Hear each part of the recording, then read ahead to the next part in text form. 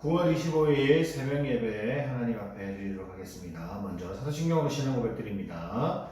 전능하사 천지를 만드신 하나님 아버지를 내가 믿사오며 그 외아들 우리 주 예수 그리스도를 믿사오니 이는 성령으로 잉태하사 동정녀 마리아에게 나시고 본디오 빌라도에게 고난을 받으사 십자가에 못 박혀 죽으시고 장사한 지 사흘 만에 죽은 자 가운데서 다시 살아나시며 하늘에 오르사 전능하신 하나님 우편에 앉아 계시다가 저희로서 산자와 죽은 자를 심판하러 오시리라. 성령 믿사오며 거룩한 공예와 성도와 서로 교통하는 것과 죄를 사하여 주시는 것과 몸이 다시 사는 것과 영원히 사는 것을 믿사옵나이다. 아멘.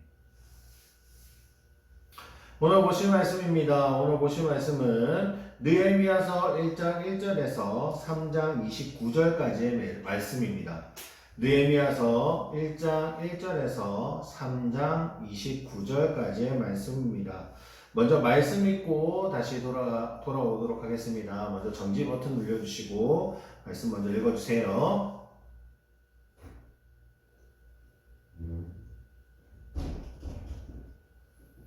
오늘 말씀 본문 먼저 읽도록 하겠습니다. 오늘 말씀 본문 읽도록 하겠습니다. 느헤미야서 1장 5절에서 9절까지의 말씀입니다. 느헤미야서 1장 5절에서 9절까지의 말씀 제가 봉독해 드리도록 하겠습니다. 이르되 하늘의 하나님 여호와의 크고 두려우신 하나님이여 주를 사랑하고 주의 계명을 지키는 자에게 언약을 지키시며 긍휼을 베푸시는 주여 간구하나이다.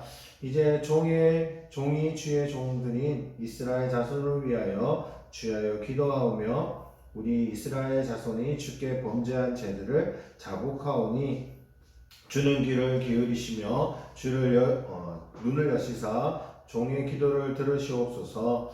나와 내 아버지의 집을 범죄하여 주를 향하여 크게 악을 행하여 주께서 주의 종 모세에게 명령하신 계명과 율례와 규례를 지키지 아니하였나이다. 옛적에 주께서 주의 종 모세에게 명령하여 이르시되 만일 너희가 범죄하여 내가 너희를 여러 나라 가운데 흩을 것이요 만일 내게로 돌아와 내 계명을 지켜 행하면 너희 쫓긴 자가 하늘 끝에 있을지라도 내가 거기서부터 그들을 모아 내 이름을 두려고 택한 곳에 돌아오게 하리라 하신 말씀을 이제 청하건대 기억하옵소서. 아멘. 오늘부터 이제 느헤미야의 말씀을 보게 됩니다. 느헤미야서는 지금 이번 주간 계속 이야기했던 것 중에 하나이긴 한데 에스라와 느헤미야는 한 권의 책이라고 볼 수 있습니다. 그래서 에스라의 후편이라고 해도 과언이 아닐 정도로 내용이 다시 이스라엘이 멸망했다가 다시 하나님 앞에 돌아오는 역사가 함께 되어 있습니다. 실제로 히브리서는 이제 느헤미야와 이 에스라가 한 권으로 만들어져 있지요.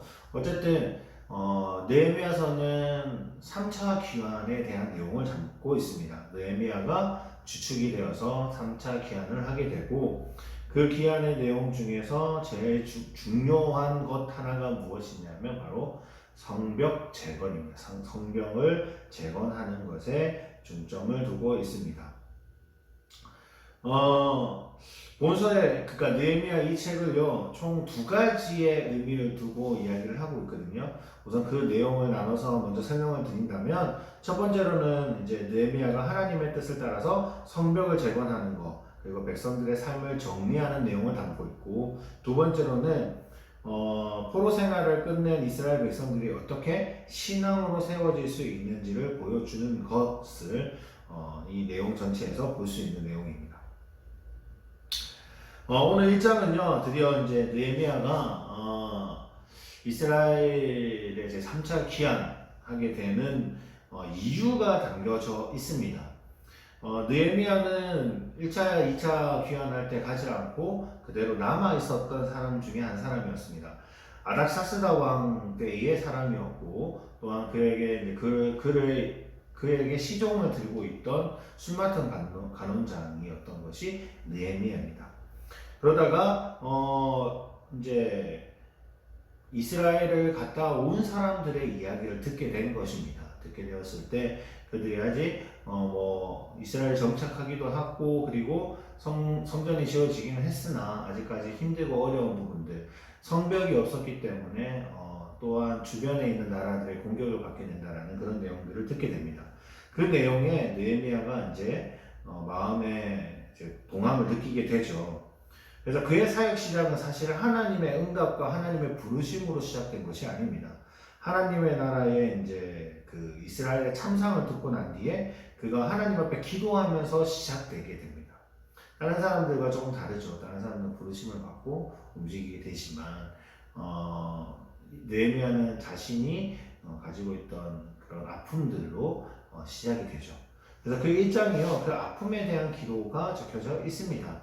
그 이야기를 듣고 난 뒤에 하나님 앞에 기도하는 내용이 담겨져 있고, 그 기도하는 내용에 하나님의 모압 땅에서 언약을 세우셨던 그 이스라엘과의 관계, 그리고 가나안 땅에 들어갔을 때 대비해 주셨던 그 하나님이 하나님과 함께 해주시겠다는 그 약속을 지켜달라고, 이루어달라고 하는 기도의 내용이 1장에 담겨져 있습니다. 그렇게 보면은 느헤미야 성경에 대해서 아주 잘 알고 있는 사람이라고 볼 수 있겠죠. 그 내용에 대한 부분들이 담겨 있었고, 하나님이 그 기도의 응답으로 하나님은 이제 느헤미야가 수많은 관원장이 될 수 있도록 만들어 주십니다. 사실 수많은 관원장이 된다는 것은 참 어려운 일입니다. 왜냐하면요, 술 따르는 술 시중 드는 것이 어렵겠냐라고 이야기하겠지만, 그 시대의 수많은 관원장은 왕과 정말 친분이 좋아야 되고 왕이 믿을 만한 사람이어야 됐습니다. 빵 같은 간원장이든 술 같은 간원장이든 바로 왕과 측근에 있는 사람이기도 하면서 그들은 그 지역 자체가 물이 많은 것이 아니었기 때문에 그들이 음료 대용으로 마셨던 게 포도주였죠. 그래서 포도주는 그가 평소에 잘 계속 하루마다 마실 수밖에 없는 음식 중에 하나였습니다. 그러다 보니 현재 측근에 있어야 될 사람이었고 또한 독살이 될 수가 있었기 때문에 믿을 만한 사람이었는데 그것이 느헤미야가 된 것이죠. 왕이 선택한 것이었고 느헤미야가 수바탄 관원장이 되었습니다. 그리고 또 중요한 것은 수바탄 관원장은 항상 왕의 측근에 있어야 됐기 때문에 그 사람에게 왕과의 대화가 그래도 잘 이루어질 수 있는 자리이기도 했습니다. 어쨌든 1장에는 그 내용의 응답으로 순간원이 될 수 있는 상황이 되었다는 게 담겨져 있고요. 그러고 난 뒤에 2장이 이제 아닥사스다 왕이 그 느헤미야의 그 모습을 통해서 이스라엘이 어떤 상황인지에 대한 이야기를 듣게 되는 거죠. 보통 옛날에는요, 고대 왕실에서 금기 사항들이 몇 가지가 있었을 텐데 그 중에 신하의 얼굴이 수색을 띠고 왕을 만나서는 안 됐습니다. 만약에 그랬다면 그 사람은 대역죄인에 속할 수도 있는 상황이었죠. 그럼에도 불구하고 느헤미야는 그 자기의 나라 이스라엘이 너무나도 힘든 상황에 처해 있는 것 때문에 표정이 좋지 않았던 것 같습니다. 그러니 왕이 그 모습을 보고 오히려 그에게 잘못을 묻는 것이 아니라 그가 왜 그런 상황인지에 대한 묻게 되는 상황이 된 거죠. 그때 느헤미야는 주저하지 않고 자신의 고민을 왕에게 이야기합니다. 그리고 왕은 그 이야기를 듣고 난 뒤에 그 내용에 대해서 되게 호의적으로 반응을 하죠. 보통 같으면 왕 같으면 그것을 모른 척 할 수도 있었을 겁니다. 하지만 느헤미야가 왕과의 관계가 참 친분이 두터웠던 것 같습니다. 그래서 느헤미야 이야기를 듣게 되고 호의적 반응을 가지게 되고 이제 느헤미야를 예루살렘에 갈 수 있도록 길을 열어주게 되죠. 그것만 한 것이 아니라 성벽을 지을 수 있는 그 건축 자재까지도 내어주게 되는 그런 상황이 됩니다. 그러고 난 뒤에 2장이 이제 지나고 난 뒤에 3장에 이제 드디어 예루살렘에 도착해서 성벽이 지어지게 되는 중수하게 되는 내용이 3장으로 포함되어 있죠. 그 중에서 오늘 우리가 봤던 1장 5절에서 9절 말씀은요, 이 느헤미야의 기도 소리입니다. 느헤미야는 사실 하나님의 부르심을 받았던 자가 아니었습니다, 처음에. 하지만 그의 마음과 그의 기도가 하나님 앞에 상달이 되었고 그 기도 내용이 들어지는 겁니다. 그의 아픔, 이스라엘 백성에 대한 자신은 가지 못했지만 그들의 나라, 그의 나라, 자기가 태어났고 자기의 나라인 이스라엘이 너무나도 힘들고 어려운 상황 속에 있을 때 그가 할 수 있었던 것은 중보 기도밖에 없을 것이었습니다. 물론 나중에 돼서야 실제로 자기가 가서 사람들 삼천기한을 하면서 성벽을 재건하게 되긴 하지만 아마 그가 할 수 있었던 것은 그 상황에서는 기도밖에 없었을 거라고 생각합니다. 그런데 그것이 최고의 선택이었고 또한 그것이 최고의 그가 한 행동 중에서는 아마 제일 잘한 것이 아닐까라는 생각이 듭니다. 왜냐하면요, 그 어떤 것들보다 하나님만이 그 문제를 해결할 수 있다는 것을 느헤미야는 믿고 나아갔기 때문입니다. 그의 믿음과 그의 기도는요, 결국 하나님의 응답으로 이루어지게 됐죠. 자기가 생각하지 못했던 부분에서 하나님이 만들어주시고, 하나님이 또한 그 아다삭스다 왕의 마음을 움직여주셔서 성벽을 재건하게 되는 그런 일들이 일어나죠. 아마 에스라와 느헤미야를 보시면은 그런 내용들이 너무 많습니다. 하나님이 도와주셔서 가능한 일들이 너무 많았죠. 우리가 할 수 있는 것이 단 한순간 어떻게도 할 수 없다라는 것도 느끼게 됩니다. 지금 우리가 힘들고 어려운 상황 속에 있을 때, 교회가 지금 너무나도 어려운 상황에 있을 때 우리가 할 수 있는 것은 중보 기도밖에 없음을 고백합니다.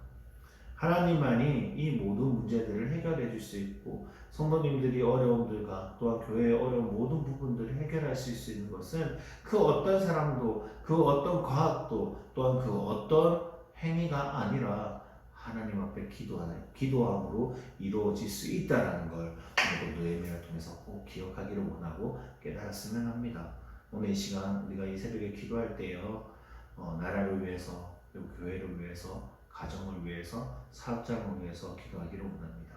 하나님만이 이 문제를 해결해 줄 수 있다는 것을 굳게 믿고 기도하는 시간 되시기를 소원합니다. 기도하시겠습니다. 하나님 아버지 감사합니다. 오늘 느헤미야를 바라봅니다. 느헤미야가 할 수 없었을 때, 아무것도 자신은 할 수 없고 그 문제를 해결할 수 없을 때 그가 했던 것은 하나님 앞에 무릎 꿇고 기도하는 것이었습니다. 하지만 그 기도 소리를 하나님 응답하여 주셨고 더 큰 것으로 화답해 주셨음을 우리가 보고 나아갑니다. 하나님, 이렇게 힘들고 어려운 상황 속에서 우리가 무릎 꿇고 주님 앞에 기도하고 나아갈 때에 주여 이 기도 소리를 들어주시고 응답하여 주셔서 힘들고 어려운 이 상황 속에서 우리의 생각과 우리의 방법들로 이루어지는 것이 아니라 하나님의 능력으로, 하나님의 더 큰 것으로 하나님 아버지의 이 시간을, 또한 하나님 이 상황을 해결해 주시기를 원하오니 주여 저희의 기도 소리를 들어주시고 또한 응답하여 주시옵소서. 또한 저희 강교 성도님들 하루가 살아갈 때에 말씀대로 살아갈 수 있게 하시고 그 말씀의 은혜를 사모하며 하루를 보낼 수 있도록 주님 또한 인도하여 주시옵소서. 이 모든 말씀 예수 그리스도로 기도드립니다. 아멘. 하늘에 계신 우리 아버지여, 이름이 거룩히 여김을 받으시오며 나라의 마옵시오며 뜻이 하늘에서 이룬 것 같이 땅에서 이루어지리다. 오늘날 우리에게 일용할 양식을 주옵시고 우리가 우리에게 죄 지은 자를 사하여 준 것 같이 우리의 죄를 사하여 주옵시고 우리를 시험에 들게 하지 마옵시고 다만 악에서 구하옵소서. 대개 나라와 권세와 영광이 아버지께 영원히 있사옵나이다. 아멘.